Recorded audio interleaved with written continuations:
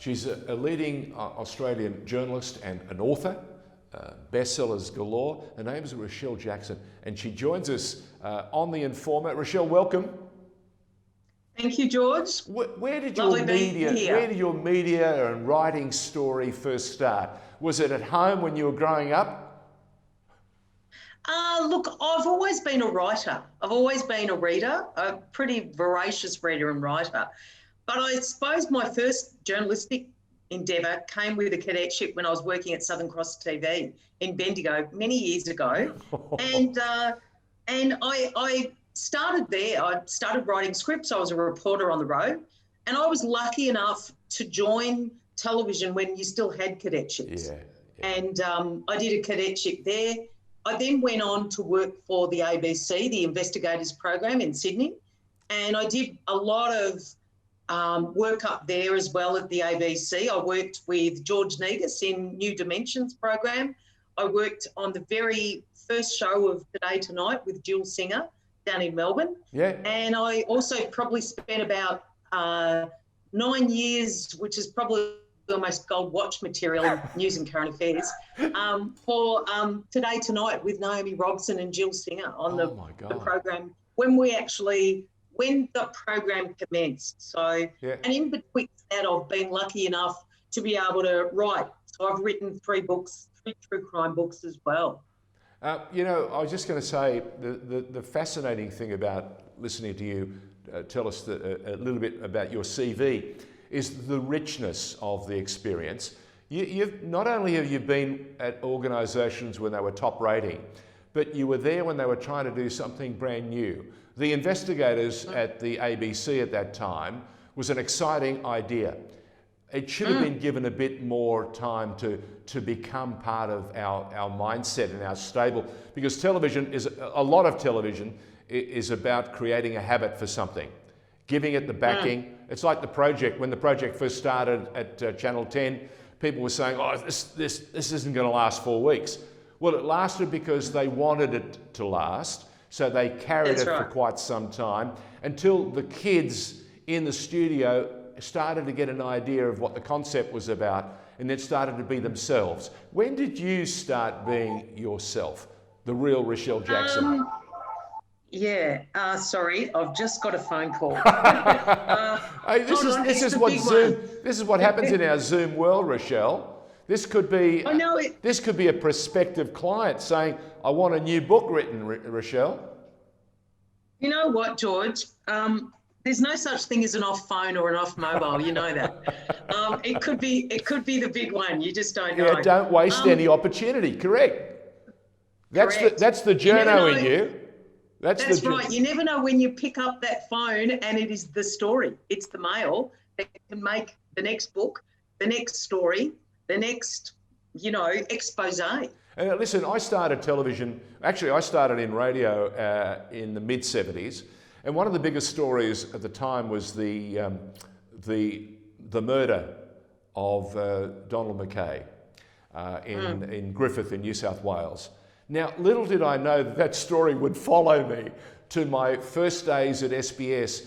The story involved a guy called Bazley, but with all these great characters in our criminal history, they've always come with a moniker, and this guy came with a number of them. He was either the Iceman or James Machine Gun Bazley. Which one did you meet? Which one did you meet? Look, I probably met all 3. I met the Iceman. I probably met Mr. Cool, which was another moniker, and he was also called Machine Gun Bazley, mainly, George, because of the rapidity of his speech. He spoke really quickly.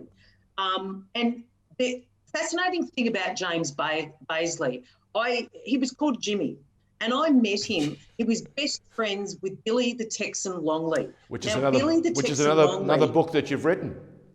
That's right. Well, I wrote his biography called In Your Face. I love it. That's it. I love it. It's called In Your Face. And Billy the Texan Longley was probably one of Australia's most feared underworld figures during the docks in the 1950s. So was he a strong man?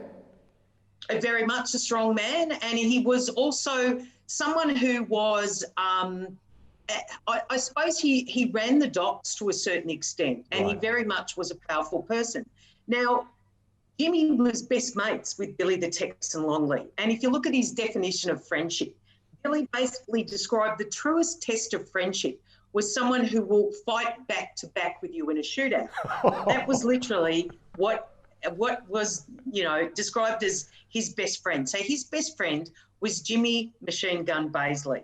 And Jimmy, when I met him when in 1996 when I was writing the book, and Billy's book. And I'll never forget, George, I walked into a little Melbourne Western suburbs home, tiny little hallway. I walked down the hallway and there was this waft of garlic.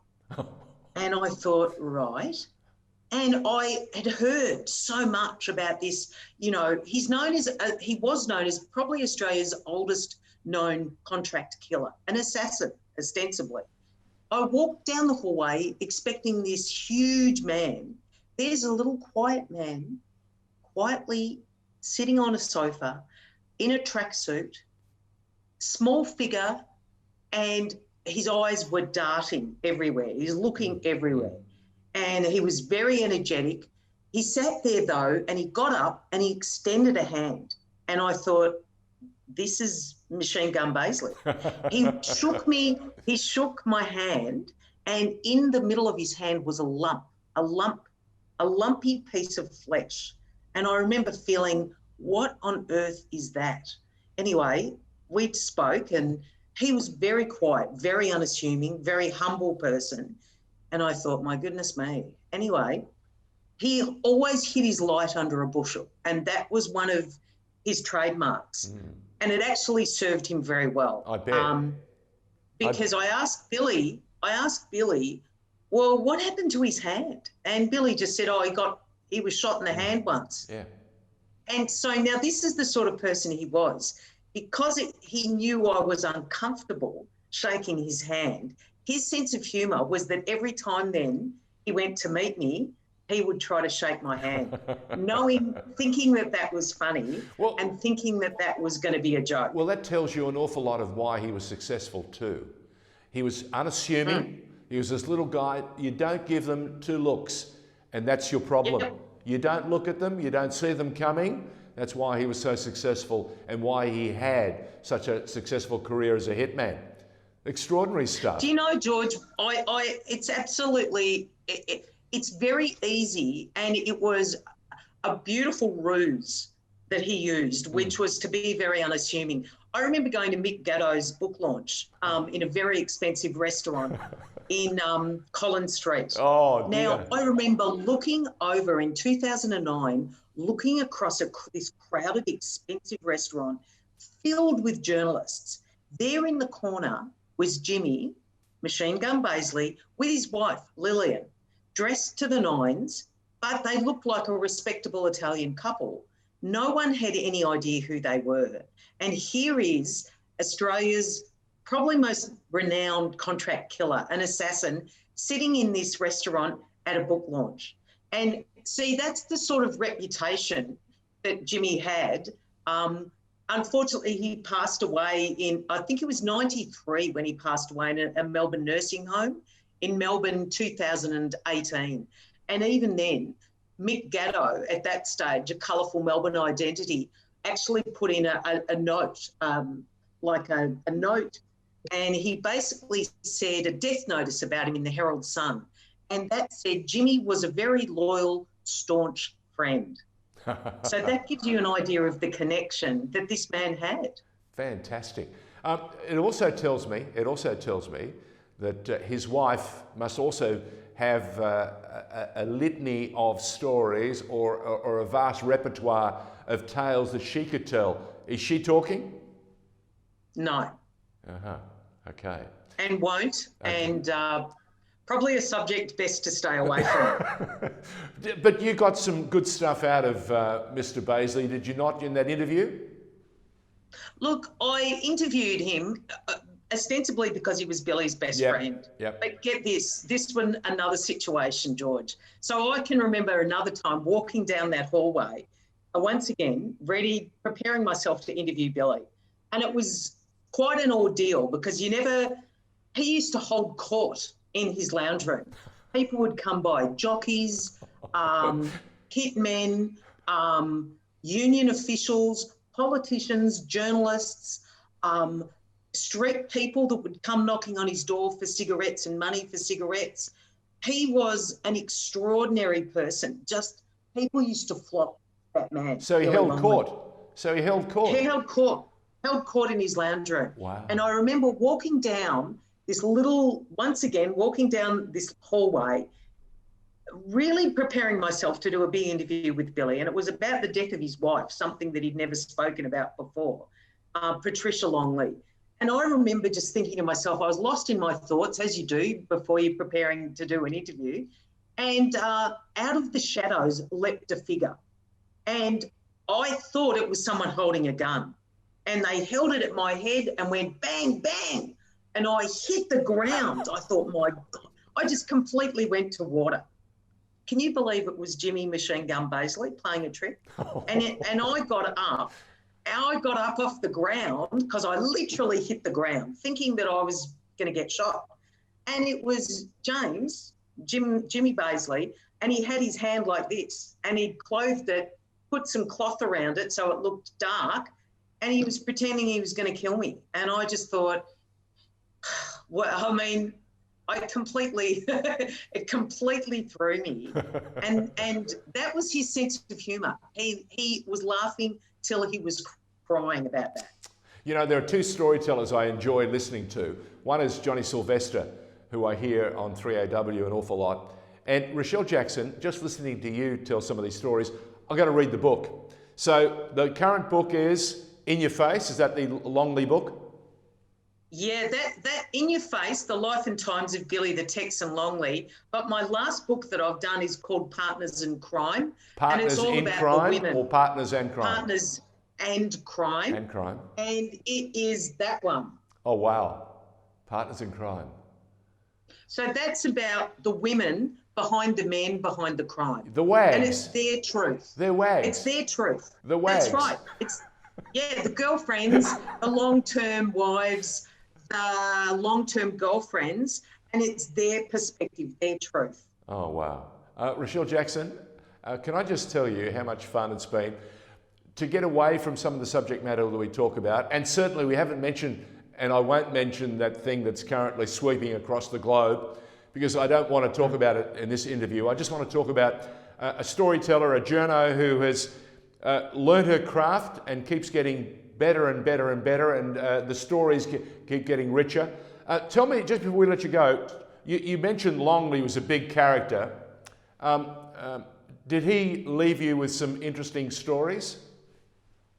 Extraordinary stories that to this day, George, really are stuck in my mind. And because he was such a complex man, you know, on one hand, you'd have this man who was a ballroom dancer, who loved a good feed of rabbit, whose favourite movie was On the Waterfront with Marlon Brando, and who was a ballroom dancer. And up until the day that he became ill and became a lot older and eventually ended up passing, this was a man that did water aerobics. And yet he was one of Australia's most, I would certainly say, one of the most feared men down the docks during the 50s and 60s. He did time for attempted murder. He did time for a number of very serious armed robberies. He has a whole list of priors to his name. And yet, you know, in amongst this charming gentleman, there's this swirling of all this underworld mist and all this crime. And he sat right in the middle of it.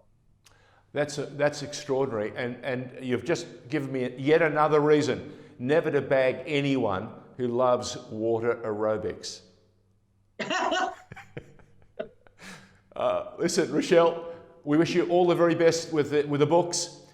Keep it up and just keep telling the stories, because Lord knows at the end of the day, we're in this captive state we're in at the moment. There's nothing better than a good book. And you've got a host of them. Thank you very much for joining us on The Informer. Thank you so much for the opportunity, George. Delightful meeting you. All the very best.